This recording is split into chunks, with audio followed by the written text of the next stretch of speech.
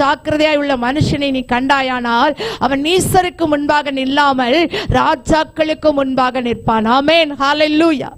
இந்த நாளிலும் கூட எத்தனையோ பேரை நம்ம பார்க்கிறோம், தன்னுடைய வேலையில ஜாக்கிரதையா இருக்கிறார்களா அப்படின்னு சொல்லி பார்த்தா நிறைய பேர் அப்படி கிடையாது. ஏதோ இஷ்டம் போல செய்யறாங்க, இஷ்டம் போல நடந்துக்கிறாங்க, யாருக்கு என்ன அப்படின்னு சொல்லி இருக்கிறாங்க. ஆனா இன்றைக்கு தேசத்துக்காய் பணிபுரிய வந்தவர்கள் தேசத்தின் சேமத்திற்காய் உழைக்க வேண்டும் என்பது அது தேவ தீர்மானம். ஆமென், ஹல்லேலூயா. தேவன் தான் இவர்களை ஏற்படுத்தி வைத்திருக்கிறார், அதிகாரியை. ஆமென், ஹல்லேலூயா.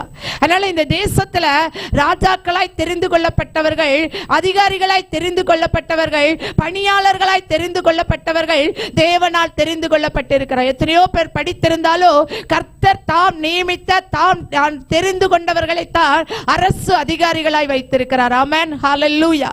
தேவன் நல்லவர். நீங்க வேதத்துல பார்ப்பீர்களானால் இந்த